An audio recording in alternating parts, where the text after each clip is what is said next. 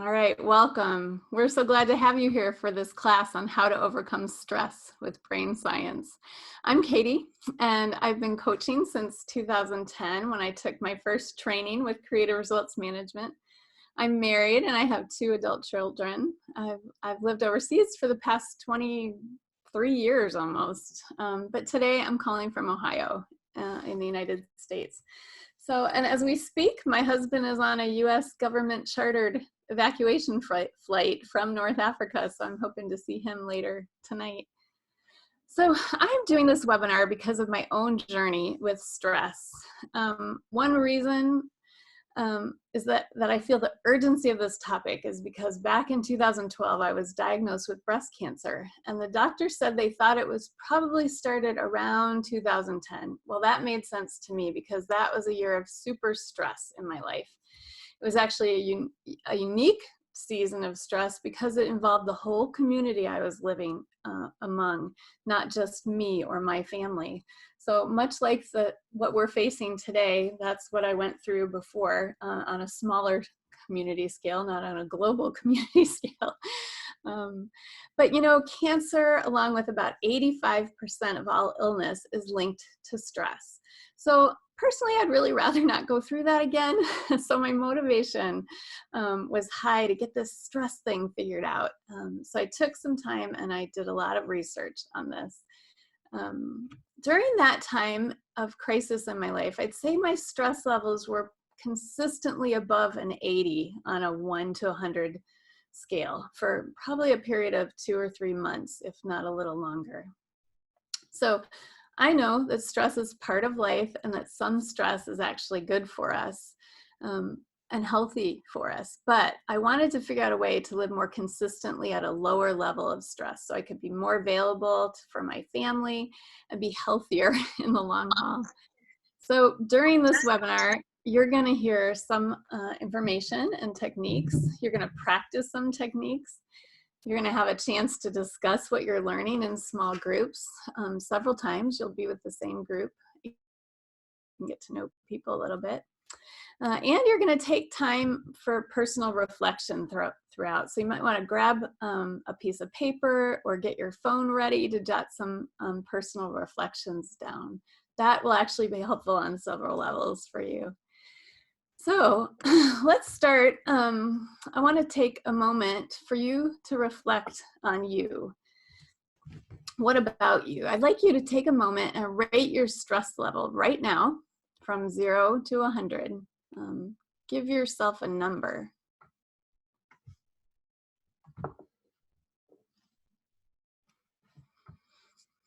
And then think a moment for how important it would be for you to make changes to calm that storm of stress in your own life.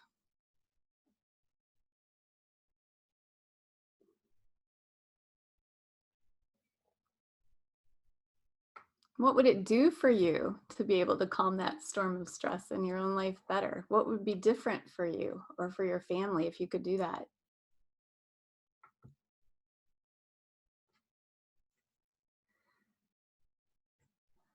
And what's your level of commitment? Sorry about that. What's your level of commitment to see change in this area of stress? 0 is, I'm not really interested in changing, and 10 is, I will do whatever it takes to make progress in this area of my stress levels and learning how to manage stress.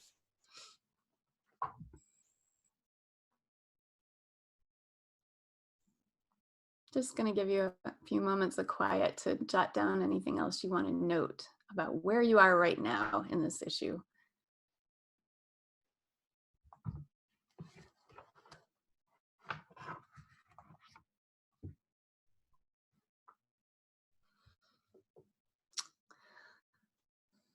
All right, well, we're going to get started right away with being in some breakout rooms. And when you're in there, you're going to introduce yourself, share your name, where you live, or where you are and where you normally live, and what share anything you'd like about what it would do for you to be able to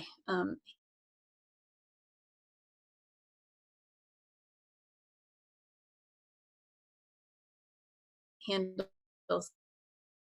And if there's time, many of you call, not all are coaches. So what could you ask clients to help them assess their stress levels?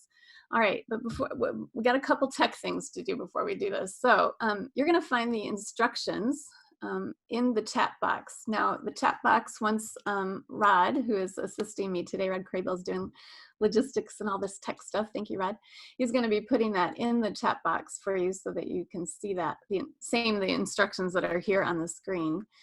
He'll be unmuting us, and then he'll be inviting us to these breakout rooms. So you'll get an invitation on your screen and you'll click join. It'll take you through cyberspace to a room with about 4 other people. And while you're there, you're going to discuss these questions. We will close the breakout rooms. It'll give you a 60-second warning. Don't click on anything on that screen. We will automatically bring you back to the main room where we are now. You don't have to do a thing. So Rod, what do we need before anything you need to share, or you're muted? Yep, just setting things up. So go ahead and accept the link once you see it.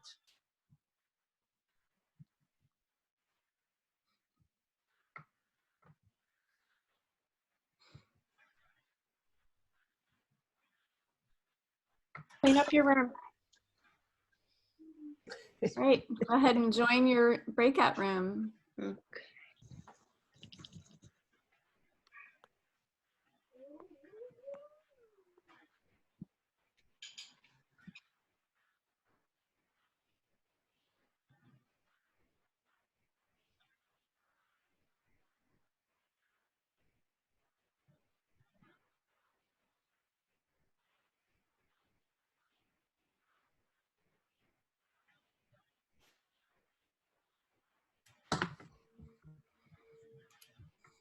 All right, if you're still with us, it means that you need to join your breakout room. There should be a note on your screen, unless you joined after we opened these. Welcome. If you're just joining us, you are in our webinar, How to Overcome Stress with Brain Science. We've already started, and we're in breakout rooms right now discussing things, or sharing our name, where we live, and what it would mean to us to diminish that storm of stress in our lives. So if you're still with us, I think you're unmuted. You can ask a question. We can get you in the right location. Is the recording stopped, Rod? So if you are just listening in, when we stop to do these breakout rooms, I encourage you to stop and just do some reflection on your own. Pause it and then restart the recording when it's time.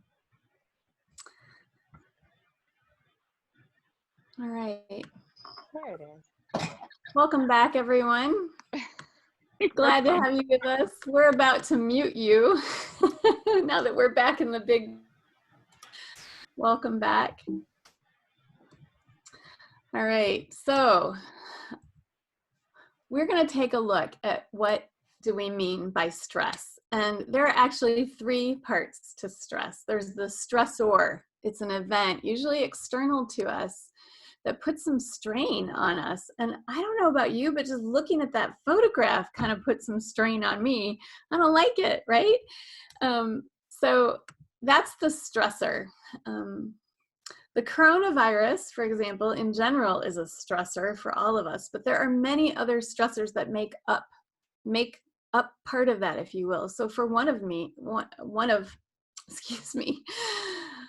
one for me is that my husband was going to be in another country during this. So now he's on his way back, but there's rumors that the US airports will close today. So that's a stressor that's going on for me currently. Another one is that the only parent figure I have left is 89 years old and she's in a nursing home. So take a moment and just think for you, what are a couple of specific stressors that you're facing right now? Oops. Jot down the name of a couple stressors you're facing. Get more specific than things like the craziness or the chaos. All right. So a second part of stress is the appraisal. This is our judgments about the degree this is our judgments about the degree of threat a stressor presents to us. And it's our evaluation of whether our resources are able to cope.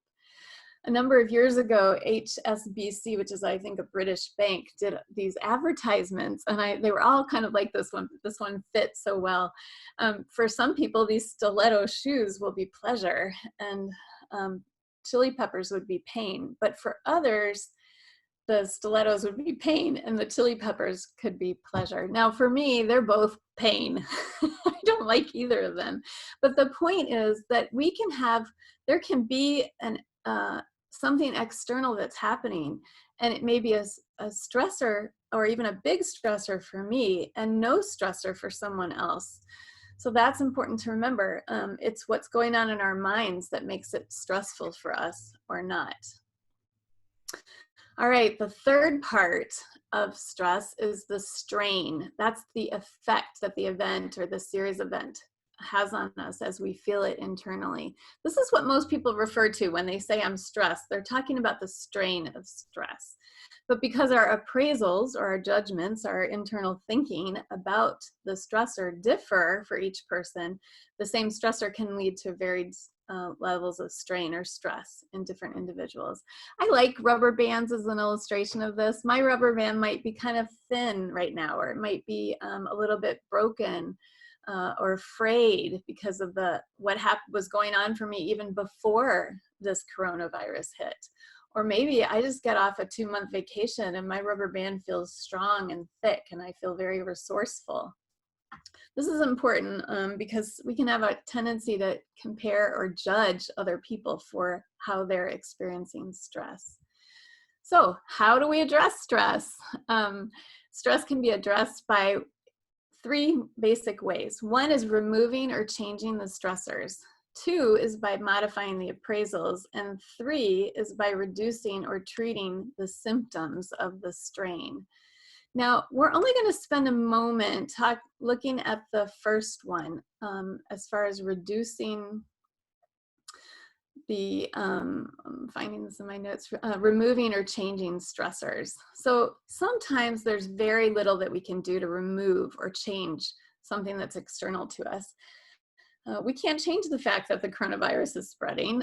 Well, we can help with that. But anyway, we can't change the fact that we're experiencing this, but we do have choices about how much information we take in, for example. We have choices about how exposed we make ourselves or how, so we have some choices in there. Personally, I'm limiting myself to looking at the news once every few days.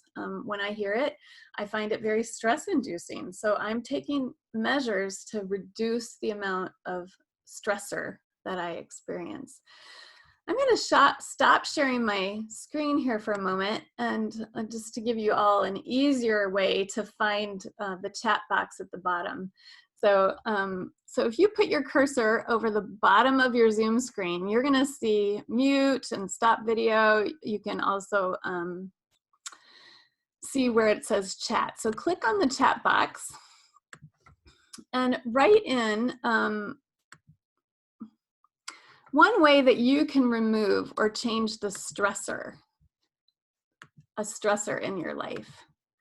So I'm going to type one in, limit my time on the news. So you should all be able to see that there. Now feel free, I want you to put in some things. Thank you, they're coming in. What else can you do to limit or change the actual stressor that you're experiencing?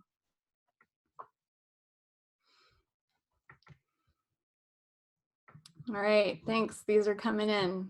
So some of these are ways that you're going to deal with the strain of it, like taking walks or celebrating small wins. These are great ideas. They actually fall onto one of our other areas. I love these ideas you guys are doing. It's great. All right. So you should be able to, even though I've started sharing my screen, if you pop your cursor around, you'll be able to see there. Usually mine's at the bottom. Sometimes it's at the top where you can still see what's coming in on the chat box. All right. We are going to spend our time primarily on these second two, modifying appraisals and reducing or treating the symptoms of strain. Because often that's where we can get the most leverage. It has to do with what's going on inside of us. So that's where we're going to spend some time. And we're going to start by talking about calming this storm of stress using the antidote to the strain of stress. So the antidote isn't drugs, and it isn't banging your head here. It has to do with our nervous system. I was at a, I'll go back to that page for a moment. I was at an International Coach Federation conference, and there was a professor from Case Western Reserve University, and he made this comment. It was during the season where I wanted to figure out about stress. He said the only antidote to stress is the parasympathetic nervous system. And I was like, seriously? Really? How does that work? I don't think I learned anything about coaching during his whole session because I was so intrigued by this statement he said.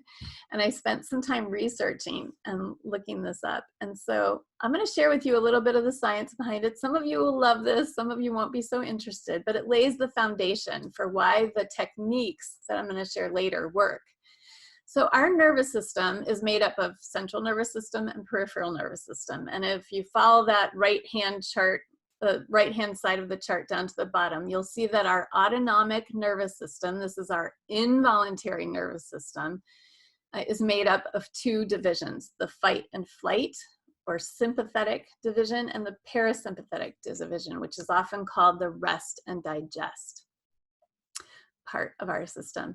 So the parasympathetic nervous system is, let's see. Okay, what I want to share is that our parasympathetic nervous system and our sympathetic nervous system are both involuntary. They just happen. So when we feel the strain of stress, we can't really help it. The sympathetic is in charge of activating us. It has a quick response, and it's what gets us out of a chair to answer the door or up out of bed in the morning. So it has very useful things for us. But in a more extreme way, it activates us for fight or flight. When we're feeling stress or anxiety, we're feeling the effects of the sympathetic nervous system on us. It wants us to do something or change something. And it's like the accelerator in a car. It likes to go or activate.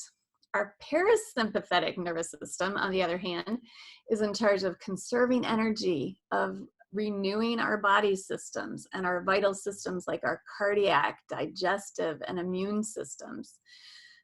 So when our parasympathetic system is working, it renews and builds these systems up. When it's not adequately used or functioning, these vital systems can tend to get a little bit depleted.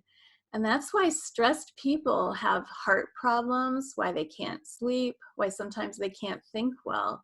It's why they have trouble with sex, or they get all kinds of sicknesses, because those systems aren't getting the renewal and the energy they need to function appropriately. So what happens? Our sympathetic nervous system, like I said, it's like an accelerator in a car. It doesn't have its own negative feedback loop, so it can't turn itself off. It just goes up. So you'll notice that you'll read something in the paper or hear something online, and your stress level kind of mounts a little bit. That's normal, that's okay. But what happens is if we don't turn it off, the next stressor, the next text that we get or Facebook message can just take us up and mounting again. A healthy lifestyle is where our sympathetic and our parasympathetic nervous systems both get activated regularly. So the parasympathetic needs enough time to be on, if you will, to renew and regenerate those vital functions in our body and keep us healthy. So we should have normal ups and downs. What happens in a crisis is that we tend to go up, up, up, and we're not coming down. Yeah, let's see where we go next. What about you? Take a moment, think about your last 48 hours. And what would you say your line looks like? You're just going to do this individually. In fact, I encourage you to draw it out and think about your last 48 hours and what you had in your life in the way of mounting stressors or down times where you rested. Let's take 30 seconds or so and just draw out our lines.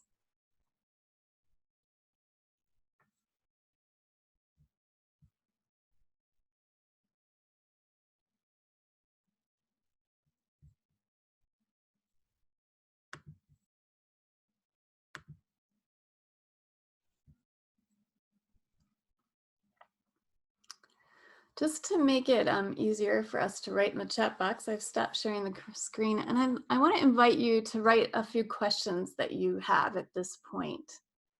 And Keith, maybe Keith, you can get us started while people are writing.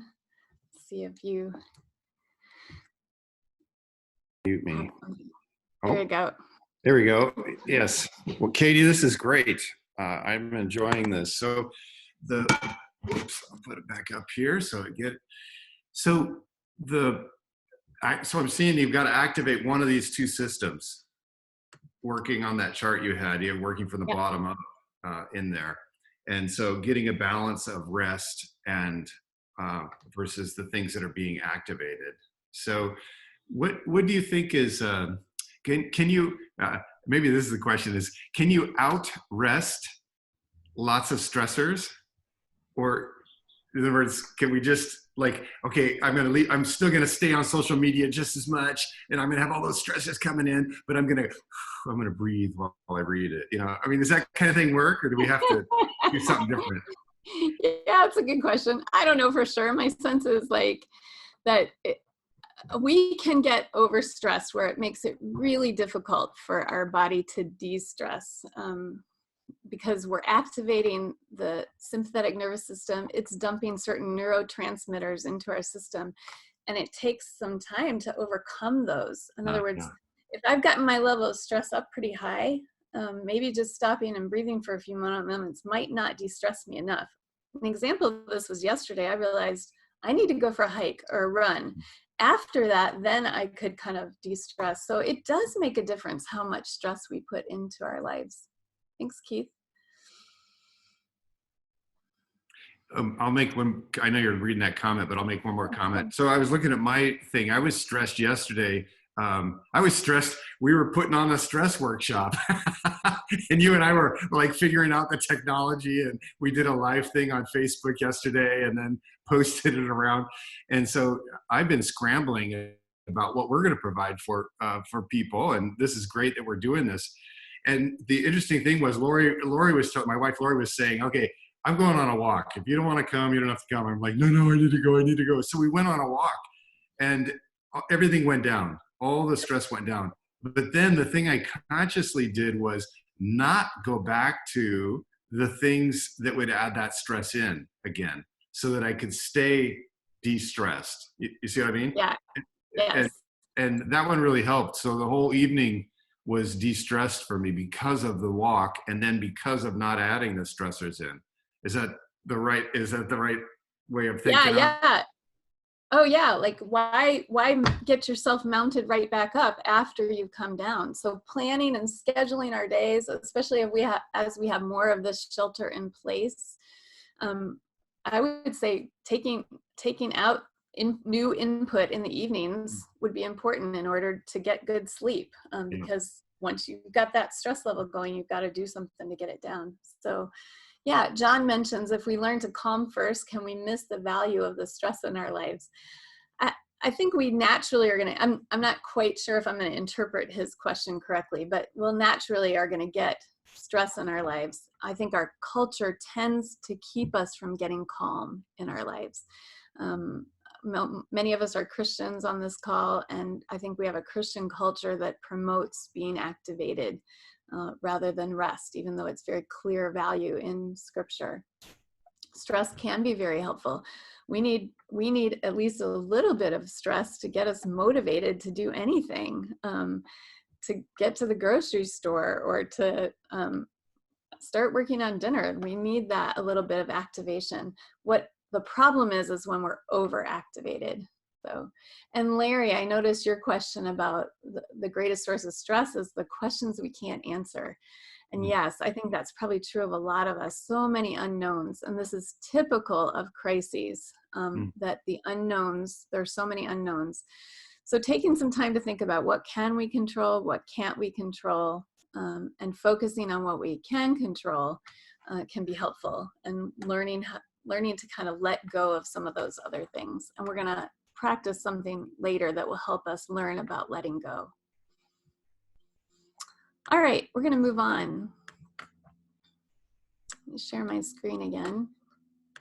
Okay, so in breakout rooms, I'd like for you to discuss what you found interesting and how this information can help you help others. So Rod's going to open up the breakout rooms for us again.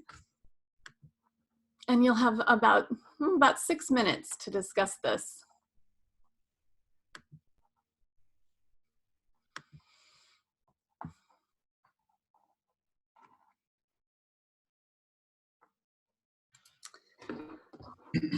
All right, welcome back. So how do I use this information when I'm coaching? If I'm coaching somebody that's struggling with stress, I will often take time just to share this with them. Share about the nervous system, about the two types of, well, the two parasympathetic and sympathetic nervous system. I share with them that line. I ask them, what would your line look like? So I might ask them something like, how satisfied are you with the amount of downtime you're taking? Or I might explain it and then ask, what does that make you think about? So I actually give a little bit of input. I know those of you who are trained in coaching through creative results management, we've been kind of trained not to include teaching in it, but there can be times where it can be important and helpful for our clients to have a little bit of teaching. One of the axioms we use in coaching is coaching clients are healthy, whole, and resourceful. And in this sense, sometimes people aren't resourceful. They don't know how to turn off their stress. So we can share information like I'm sharing in this training with them and help them move on. All right. So how do we activate our parasympathetic nervous system? I like to call it please narrow stress in order to remember, or PNS. So it is automatic or autonomic, as we mentioned, and it's in charge of renewal. Some like to call it the rest and digest system, as opposed to the sympathetic nervous system, which is fight or flight. So there are a lot of ways, though, that God has given us to activate this part of our nervous system. Even though it's normally involuntary, we have some voluntary ways to tune into it. So I'm going to show you how to do some of these things. One of them is to tune into our breath. Another one is, in fact, let me change the screen here. So there are several ways that we can activate it. And I'm going to lead you through a couple of these while this is showing. We're going to start with a mindfulness exercise. So mindfulness is actually paying attention to something intentionally. And one of the things about doing this is that when distracting thoughts come in, we practice letting go of them and coming back to pay attention into whatever it is that we're choosing to do. So we're going to try this together through something called a mindfulness body scan. So all we're going to do is I'm going to lead you through noticing different parts of your body, and you don't have to change anything. You're just noticing them. So you can feel free to turn your video off or whatever, it doesn't matter, but I'd invite you now to close your eyes and just take a couple deep breaths.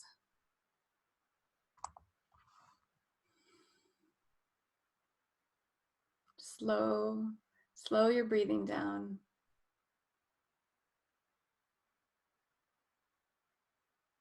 And just take a moment to notice, like, how does your body feel in general? What parts feel tight or uncomfortable? What parts feel relaxed? And just take note of that, because we're going to come back again and notice at the end how that might be different. So let's start at our head. And I want you just to notice your forehead for a moment. What's happening there? What about your jaw? Even your tongue. Notice what sensations you can feel across your face. Might be temperature differences, tightness. Just notice the sensations that you feel.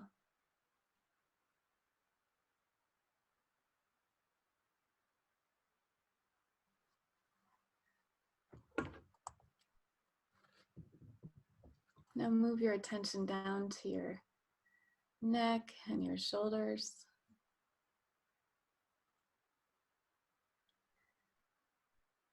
Notice how your clothing feels against your skin.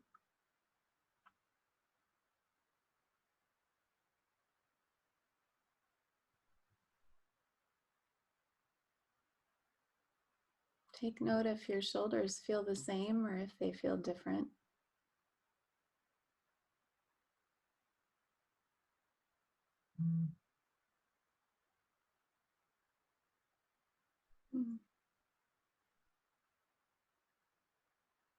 And take some time to run your mind's eye from the top of your right shoulder down to the tip of your right fingertips.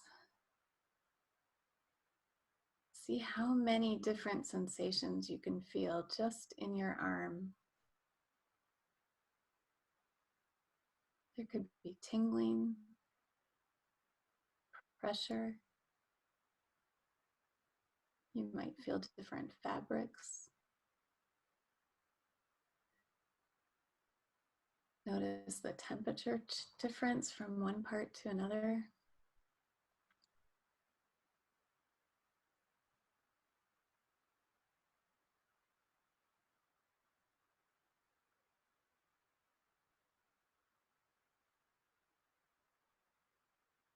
Shift your attention to your left arm. See what you can notice there.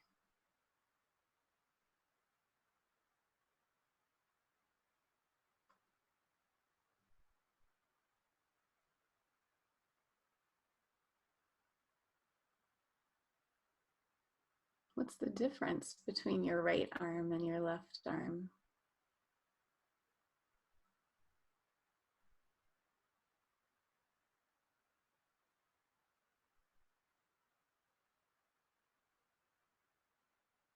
Now pay attention to your back.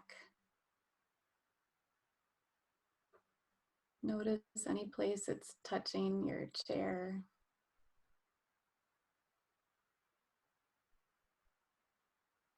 Notice any place it's tight or comfortable.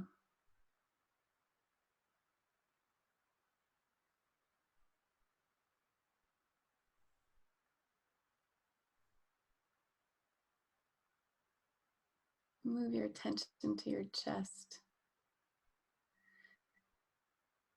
Feel the rise and fall of with your lungs, with your breathing.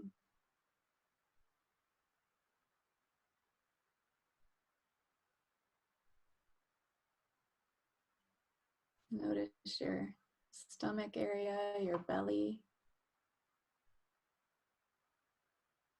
What sensation sticks out to you first?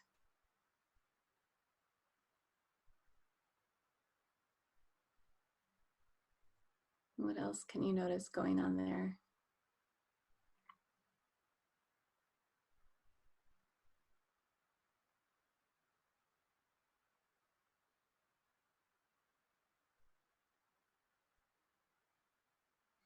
And take note now of your seat, your hips, your thighs.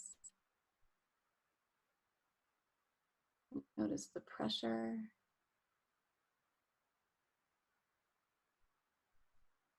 Notice how your clothing feels on your skin.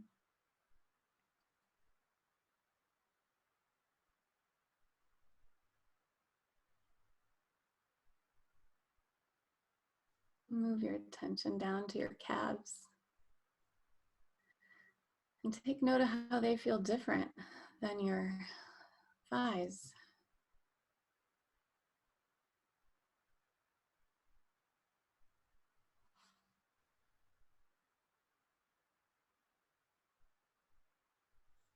Now let's pay some attention to our feet.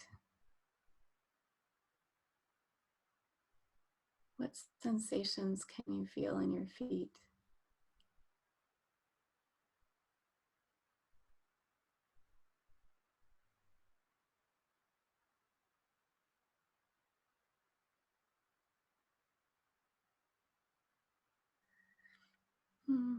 Gently move your attention back to your chest.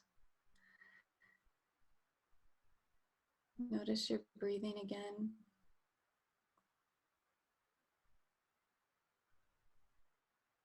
And see if somewhere in your body, might be your chest or someplace else, you can tune into your own heartbeat.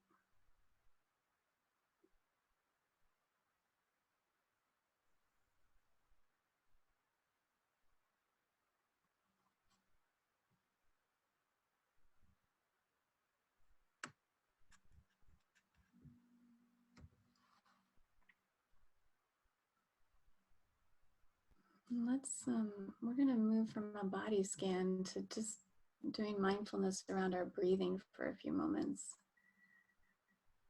So just notice your breathing as you inhale and exhale. Notice where you feel the breath the most. It might be in your chest or your nostrils.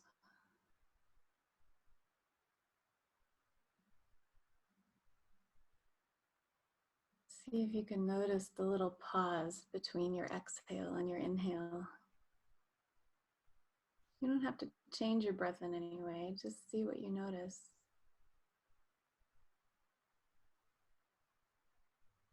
Notice how the air feels differently when it enters and when it leaves.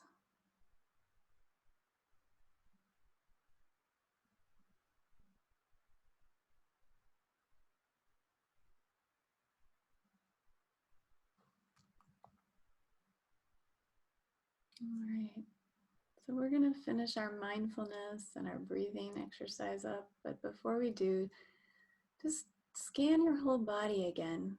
Notice how it's feeling. How is it similar or different to when you first started?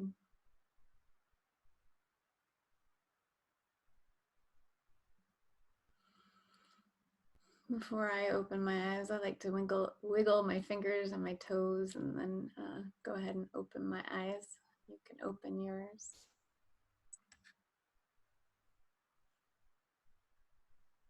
All right. Well,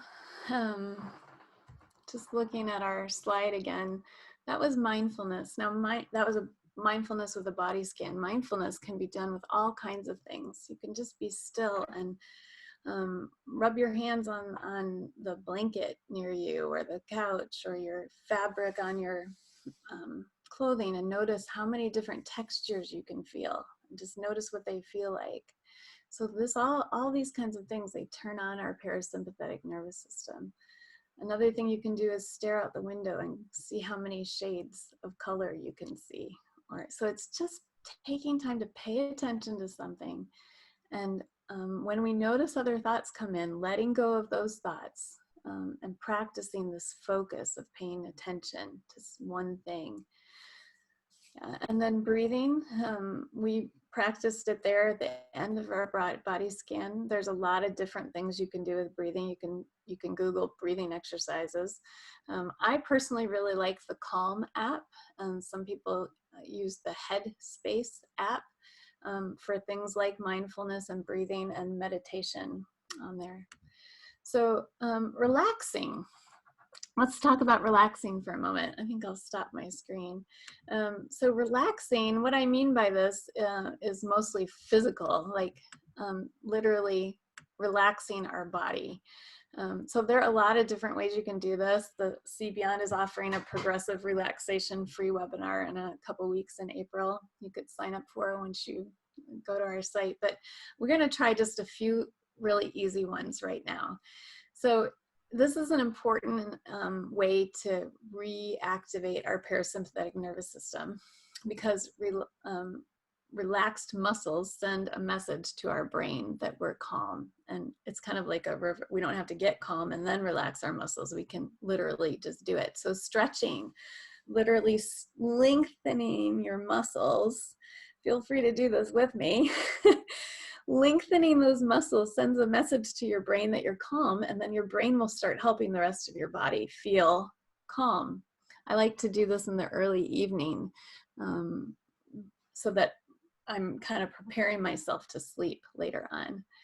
A lot of people have their own methods, but here's a couple fun, quick ones. I can't do it while I'm talking, but just take a moment and relax your tongue in your mouth. Like, let it fall into that lower part of your jaw, your palate. First time I did this, I was like, wow, that is so relaxing. You can also just take a moment and relax your, force your forehead to relax. Sometimes I literally feel like I have to stretch the muscles out to relax them a little bit. Or close your eyes and literally let your eyes just relax for a moment. So try one of those. Sometimes it helps to imagine that you're in a comfortable setting.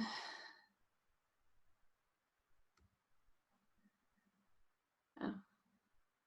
All right. Well, the next thing on the slide that I was showing you was prayer and meditation.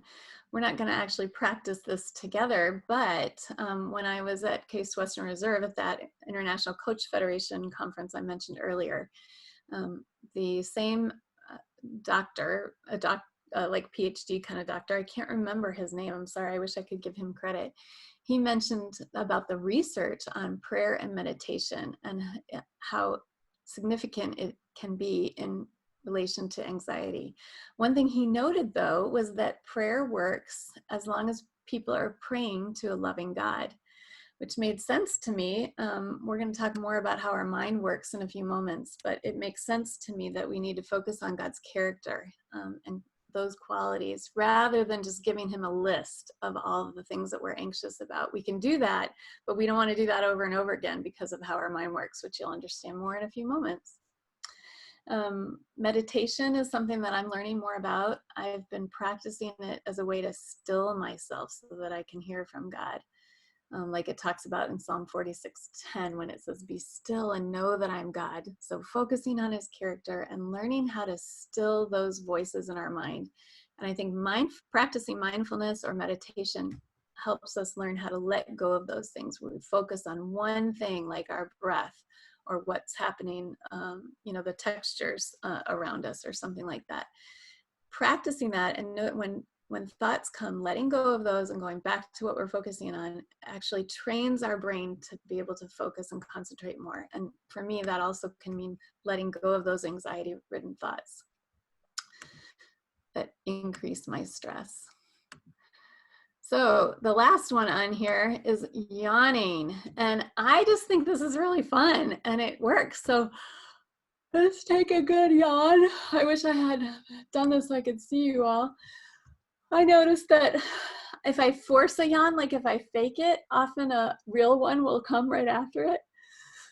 Sometimes you guys this is the only seminar I do where I hope people yawn while I'm talking.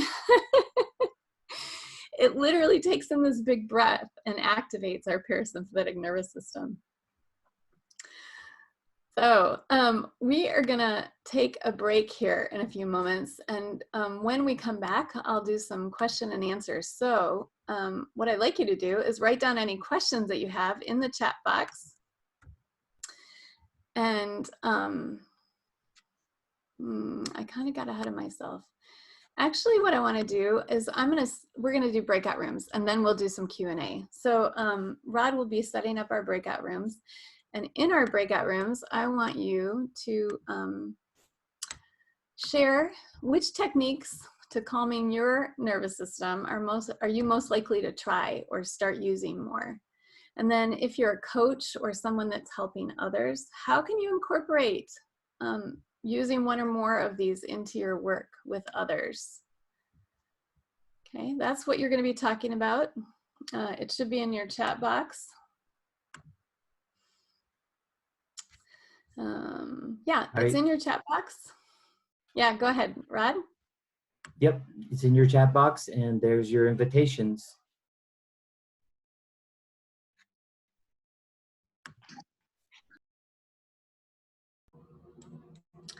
All righty. Well, let's get started.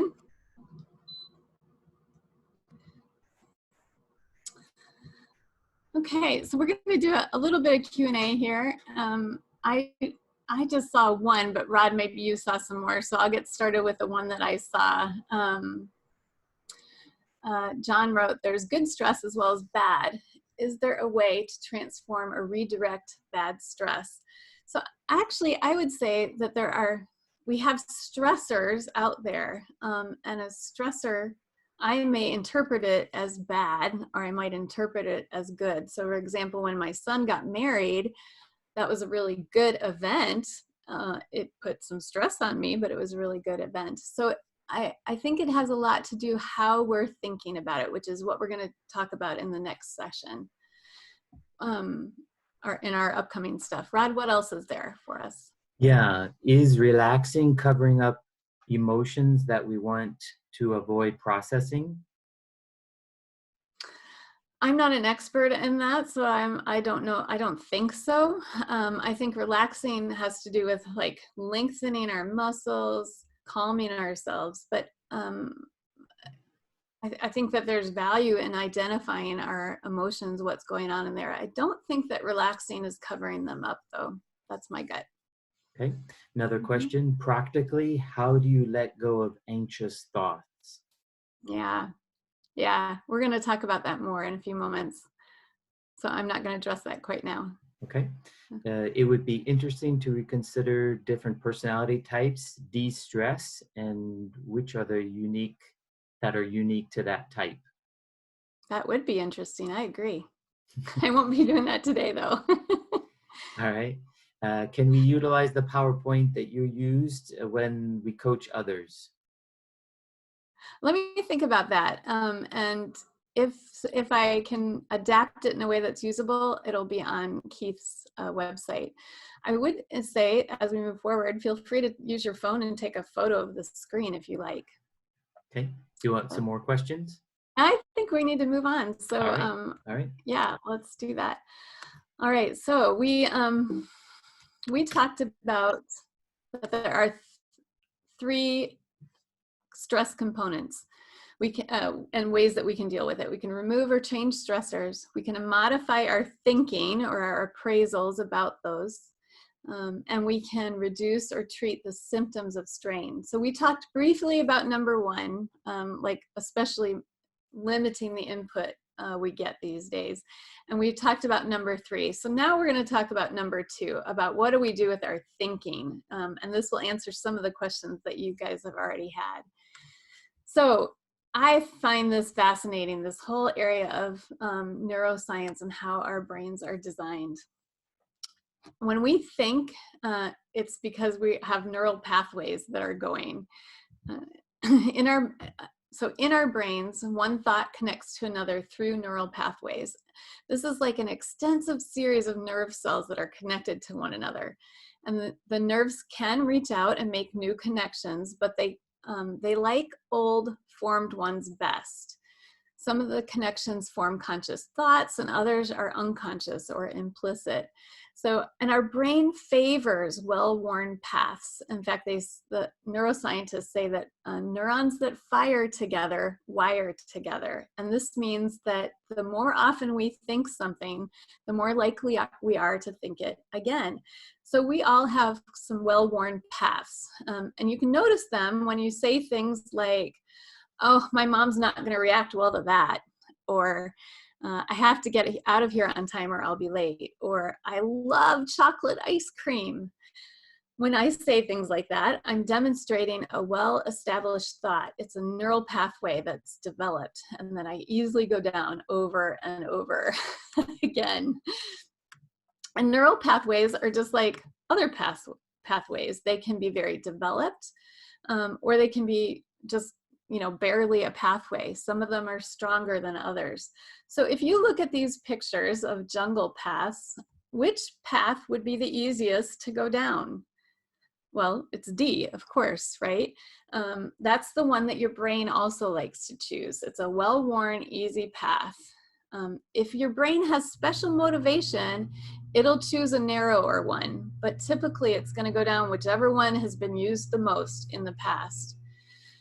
So as you look at these pictures, you also can think about what level of effort would be needed to get down to some of these various paths. What about A? Yeah, it's not even a path yet. It's going to take a machete and a lot of work to go down there. So unfortunately, in our lives, some of our most well-worn paths are ones of anxiety, worry, and stress. So my well-worn paths, one of my recent well-worn anxiety paths is, if I can't help my son, he's going to fail in life. Another one is, I don't want to confront that issue. It's too hard. It's scary for me. So what that means is that I've said those things in one form or another over and over again in my mind, and I tend to believe them even more. So when it comes to the coronavirus situation that we're facing now, you'll notice that you're starting to tell yourself things about it. And those things are likely to fall in one of two categories. They are helpful to you and calming to you, or they are stress producing in you. And it has to do with your internal speech. So sometimes we just need to start to notice, what is it that I'm saying to myself about this? So I want you to take a moment to just quietly to yourself and write down one or two of your well-worn anxiety paths. Give them a name, if you will.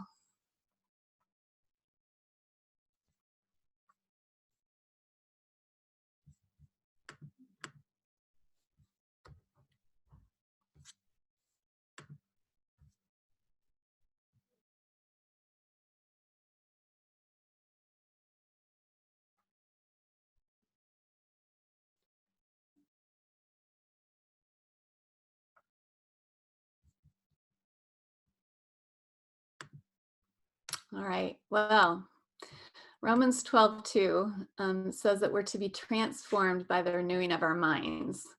And honestly, it kind of jazzes me to learn about neuroscience and see how our minds are actually renewed.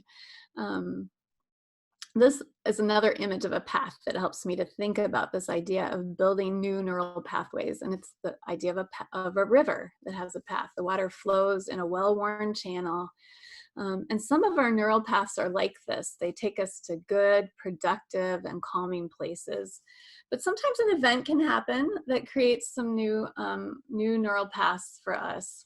So I was in Colorado several years ago, and I saw this driving up to Estes Park. Well, a year before, they had had a flood, and it wiped out the roads.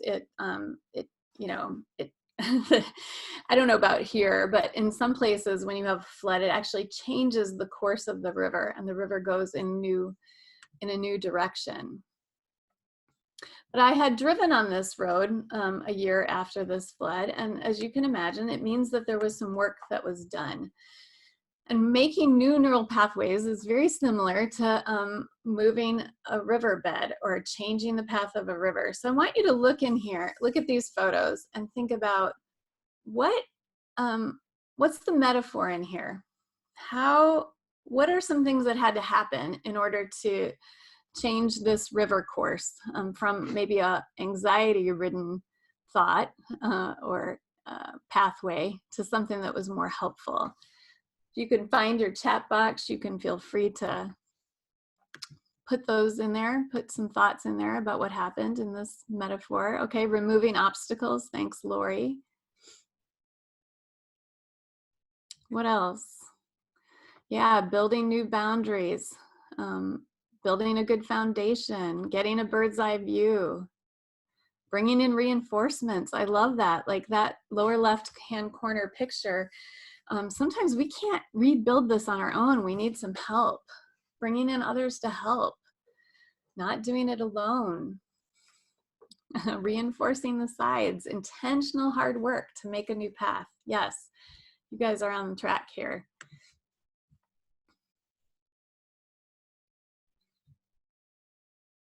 So for me, one of the early teamwork, new vision for path. Yeah, this is great. I love all these ideas that are coming in. It's great. Thank you. One of the early things that needs to be done is that you need to decide where you want that new path to be. So for me, I had this path that was labeled, if I don't help my son, he'll fail. I needed to decide a new path, a new thought. So the one that I decided to work on is that my son and God are primarily responsible for his life. I can play a part. So we want new pathways that are true, right, and good, like it says in Philippians 4, 8, and 9. Is that positive thinking? Well, I hope so. It sounds positive to me, true, right, and good. So my point is, we're not trying to make up lies that feel good. We're trying to find some truth that will help us focus on truth and things that are true, right, and good, and that can fight that negative stress-producing neural pathway. So practically speaking, what does that look like? For me, it has meant that I've decided on some new thought that I want to build, and then I'm going to encourage you to write down the name of a path that you'd like to build or work on, and then some things that you can do to help create that neural pathway. So for me, there was a time where I was struggling with whether my husband would get his counseling license. I'm not going to share that whole story, but I started telling myself stuff like, God is going to be able to take care of this, and Tim's working hard and he will find some clients. So like on the one with my son, I think I took lipstick and wrote on my bathroom mirror.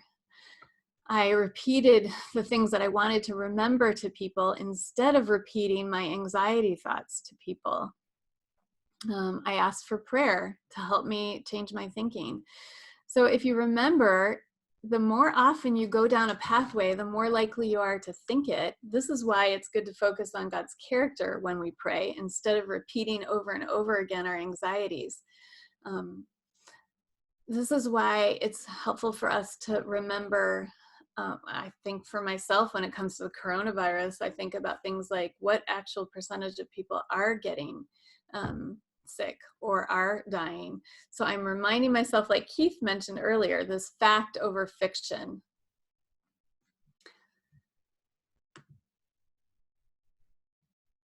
So go ahead and write down those things, new path that you'd like to build. And what are some concrete ways? What are some things you can do to go over that path? Just like if you were like me when you were a kid, I made a path in a woods near my home. Or maybe when you were on a college campus or something like that. The paths that would get worn and used were the ones that were used over and over again. People would walk over them over and over again. And it's the same way we need to work through. We need to state some positive things that are true, right, and good, and that we can repeat to ourselves in one form or another. All right, so we're going to be going to breakout rooms, and I would like you to think about practical things that you can do or that your clients could do to renew their minds and change their neural pathways, and how you can help your clients do that. This will be in the chat box here in a moment, and then the breakout rooms will open. I can't emphasize enough how important it is to be repeating what it is that we want to believe in more, because the way that our brains are designed, we will more and more believe whatever it is that we're saying to ourselves. All right, so the instructions are in the chat box, and you're about to get your invitation to join your breakout room. and discuss these questions.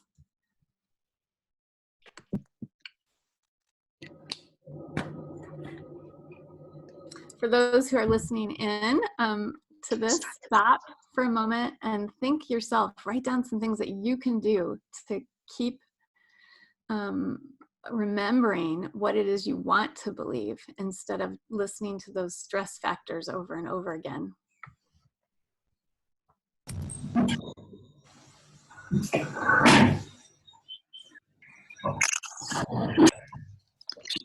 Touching you, Keith.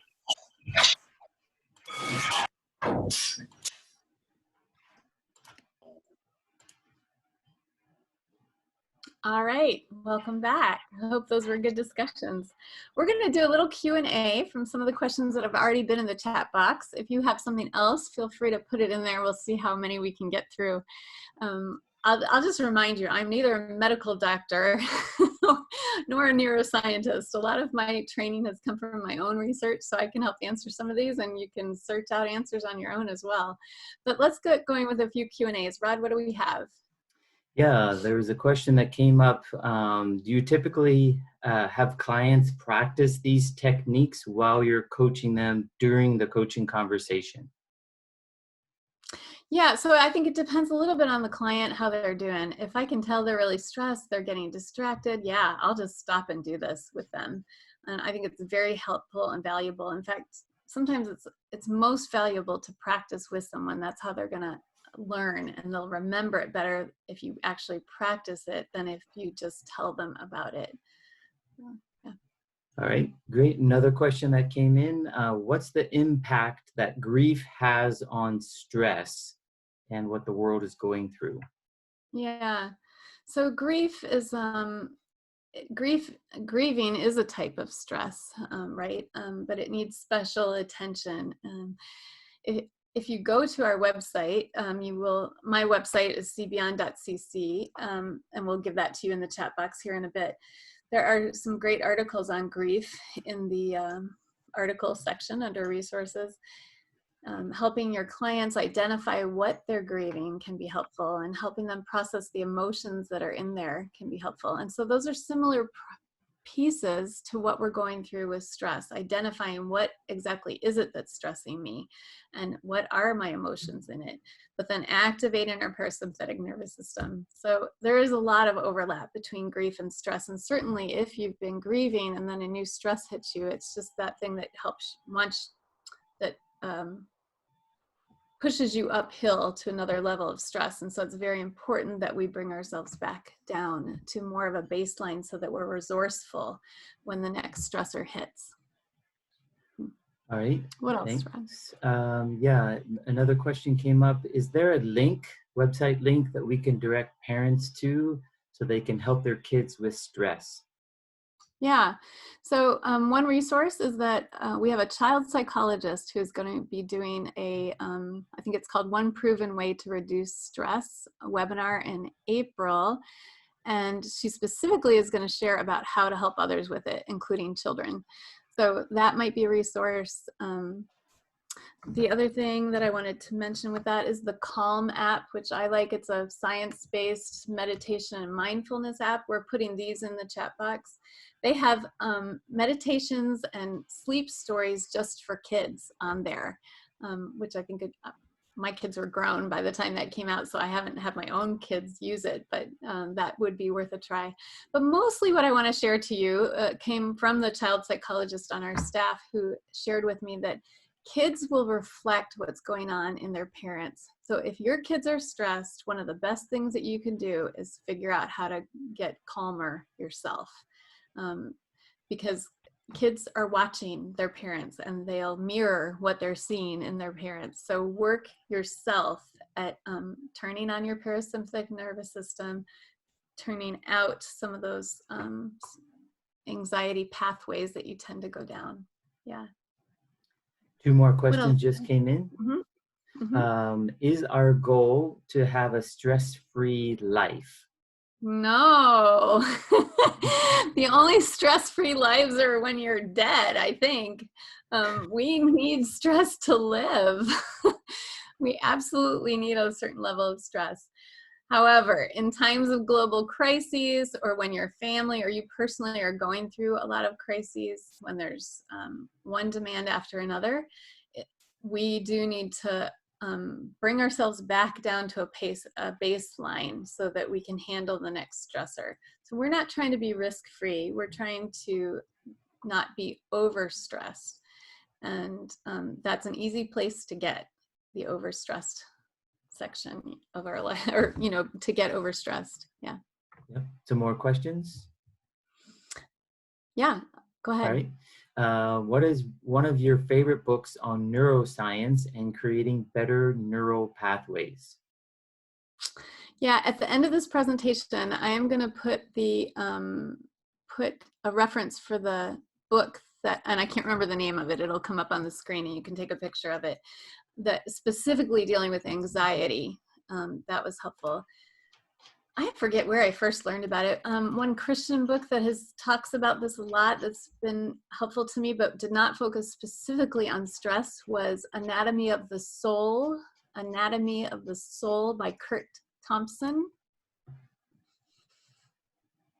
Oh, there, somebody else put that in the chat box already. Yeah. I see a question in here. Until what age do kids mostly reflect the stress they see? Does that change in the teen years or before? So this is not my area of specialty, but from what I remember from the child psychologist, I believe it's kind of the under 10, maybe even under 8, where they're really reflecting from the parents. All right. Do you want more questions? Sure, if there's another one, we can do that. All right. What about fun? Can we have a bunch of fun? Will that help? Yeah, I think fun helps, laughter helps. Anything that uses your right brain will also help activate your parasympathetic nervous system. So painting, drawing, listening to music, I find especially instrumental music or music that's positive, that gets my mind going in the right direction. Those will all help. Our CBN is putting out an article in the next few days called 60 things to do when you're stuck at home. And it has a lot of creative ideas in there for things that you can do. But yeah, creative, fun things are important. All right. And how do we redirect bad stress? So as I mentioned before, stressors are just stressors. They're kind of neutral. Remember that picture of the stiletto heels and the chili pepper? Those might both be stressful for me, but they're not stressful in and of themselves. It all has to do with how I interpret things. So some stressors have pleasure that go with them, like getting a new job promotion. Maybe you get a raise that comes along with that, or you enjoy the new responsibility, but there's still stress with that, and that's okay. That kind of stress can be helpful to motivate you forward. What we want to watch for is when our thinking is making us more stressed. Keith Webb in the chat box earlier, it's kind of buried now. He said at 1:20 p.m., at least that was my time. About 20 minutes ago, he said, reframe your anxiety path with a different truth in a different direction. That's the goal. It's to reframe it, to think about it in a new way. And sometimes we need help from others to do this. There's times where I can't think of a different way to think about it, and I have to ask a friend to say, like, this is where my thinking is going. Can you help me? Like, how can I think of this differently? Maybe you could unmute Keith Rod if you can find him in there, because I'd be interested to hear what else he has to share about this. I noticed that he was intentionally working on this himself. There you go. Yes. Hey, love this, Katie. This is great stuff. And you want me to address what aspect? I want to know specific. I could say all kinds of stuff. So yeah, you shared in the chat box about reframing your anxiety path with a different truth and a different direction. Could you say more about that? Yeah, exactly. So there's different. So you've got anxiety. So for example, I have 80-year-old parents, right? And we're in Seattle where this is going around, and of course that age group is the most vulnerable and all this. So my brain might be going to, my parents are going to get this and they're going to die. You know, it's just like where my brain's going with every little bit of news triggers this path. But instead of just saying, if you say, don't think about that, don't think that, don't think that, all it does is strengthen the pathway again. You can't do the don't think it, because it strengthens that same path. So you got to have another truth. What's the other truth? Well, there's equal other truths around that might be real too. And that is, my parents are, you know, keeping themselves out of the public. They're not being around people. So they're taking the best precautions they can. The percentage of people who actually get it is very small, even though their age group is the larger, you know, trouble group. The fact that first they have to get it, and it's like 1 in, you know, I don't know how many, but you know, it's like 1 in a million right now in our area. And so actually it's not, it's okay, so that's not a good truth to go down, because it's really like there's a lot of people that got it right here. But the point is that it's reframing it like that. So Lori and I, for example, my wife and I are locked up right now. You know, we're not quite locked up, but we're staying together. We're in the group together. Well, one way is wow, we don't get to see anybody, and all we see is what we don't get. We don't get to have dinner with other people and see our kids and all this. The other way to frame it is Lori and I are getting a lot more time together. We're going on long walks together. We're feeling greater connectedness together. And we're going to end up through these weeks together, closer together as a result of doing this, and not focusing on what we're giving up and what we're missing out on. That's what I mean by reframing. Great examples, Keith. Thanks so much for that. In the chat box, I also noticed that Dan Siegel was mentioned, as well as Dr. Carolyn Leaf. What I have read from each of them has been excellent. Haven't read the ones recommended there, but and by the way, in the chat box, if you go to the lower left-hand corner where you can type where it says everyone, you go off to the right, there's 3 little buttons, and it will say save chat. That will save the chat onto your computer if you like. You might want to wait until the end to do that, but that will help you save those items. All right. Well, I want to share about one more area that will help us in this whole area of calming the storm. And it's the area of diet and exercise. And this is helpful for both appraisal and reducing strain. Diet and exercise help our body have what it needs to function properly. It provides our body with the neurotransmitters needed to enact calm in our lives. It helps our pH, our body pH, to be in balance so that our neural pathways will fire correctly. So we're not going to talk about this a long time, but I wanted to mention exercise kind of helps release that tension that can help us reduce the stress of the strain of stressors, and help us sleep better, things like that. Now, if you or your clients are dealing with high levels of anxiety, none of the, the breathing techniques aren't working, they can't get to the reframing their thinking at this point, my guess is that exercise to the point of like sweating is probably what's needed, because their sympathetic nervous system is so activated, it probably needs an outlet to kind of deal with some of that. Let's see what else. All right, and dietary changes, they don't cure anxiety in and of themselves, but they can help us minimize the symptoms and boost our energy. They can also help us make sure that our body is balanced right if we're eating healthy foods, reducing things like sugar and red meats, and eating fresh fruits and vegetables whenever possible. That will enable the chemicals in our body to work correctly so that our neurotransmitter, our neural pathways can be rebuilt and can function. The calming neurotransmitters can get activated. One area to mention is caffeine. Some of you are cringing that I've even mentioned something that touches on this whole morning cup of coffee issue. But here's my story, and I'm sticking to it. My husband and I had been living overseas for about 10 years, and our life was getting increasingly stressful when this huge thing hit the school where we were working.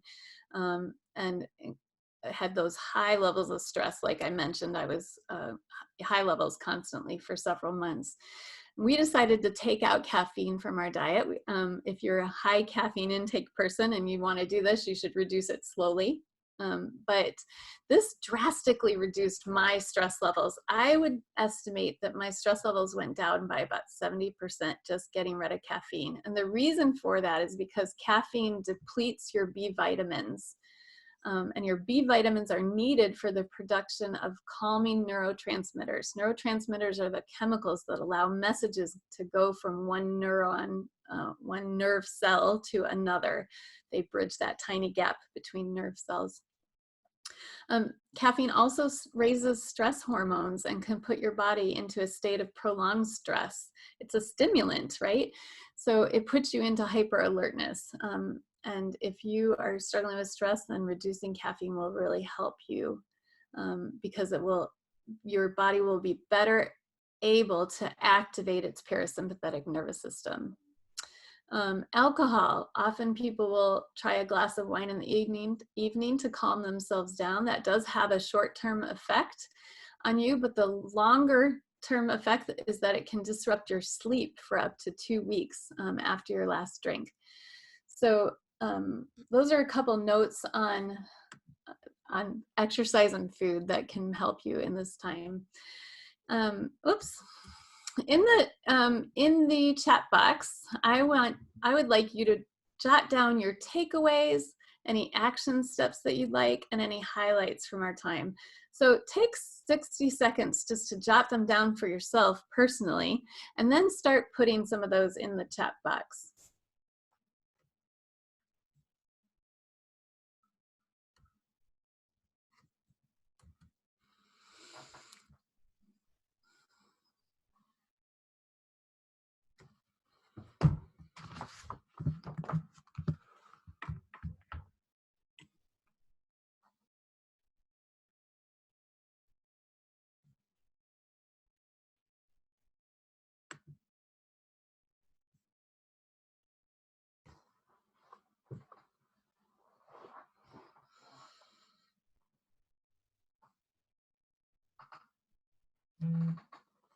All right, maybe Rod, you could read some of these out as you're seeing people's takeaways and highlights.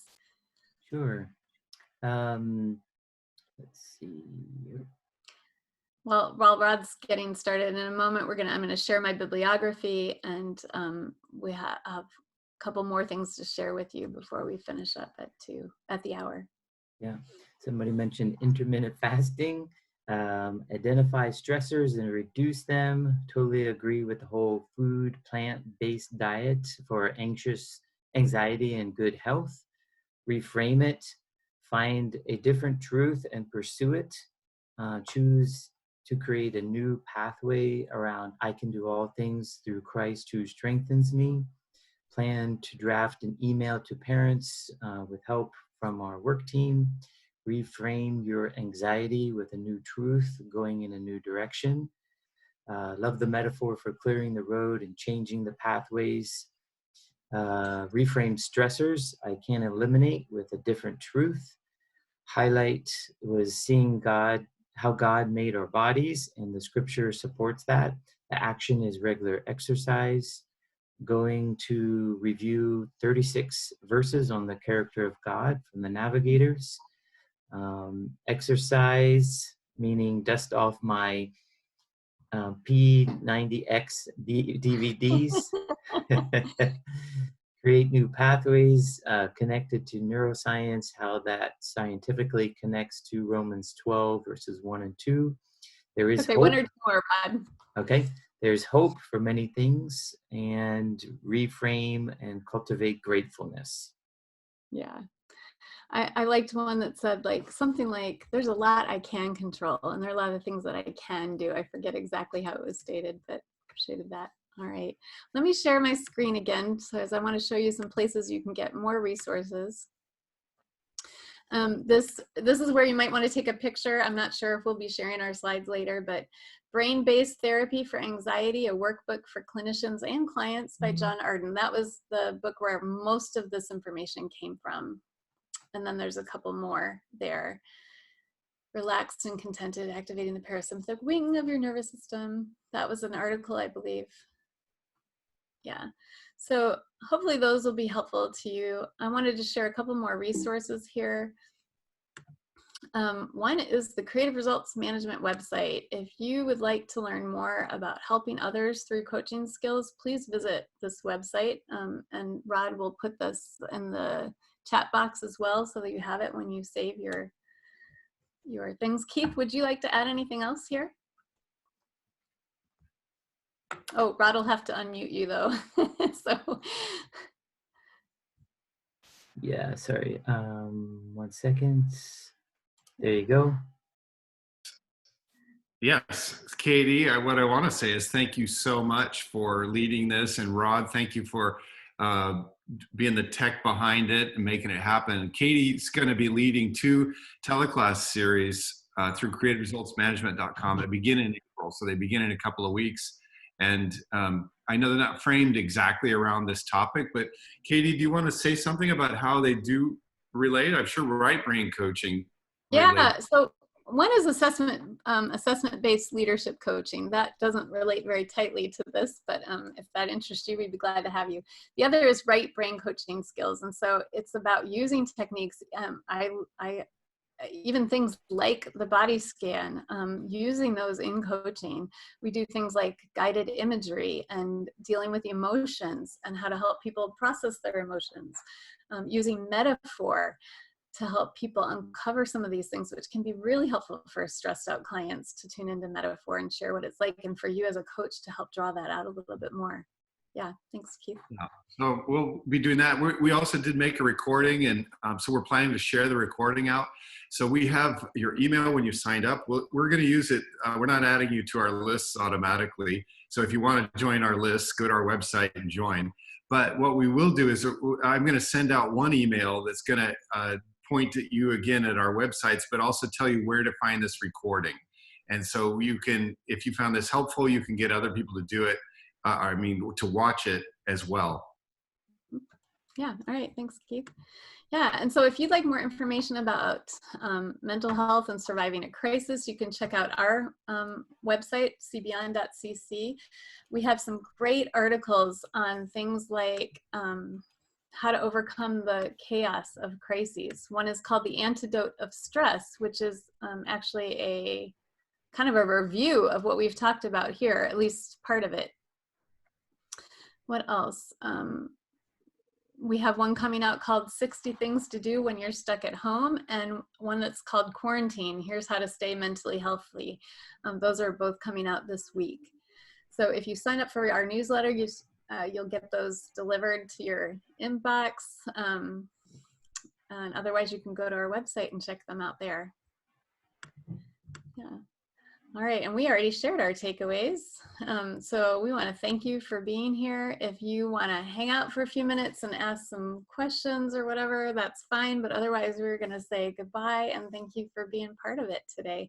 Go out and serve others, helping them through this. Be an example yourself of dealing with your stress well, your overstress well, and helping others in doing that. Thank you, guys.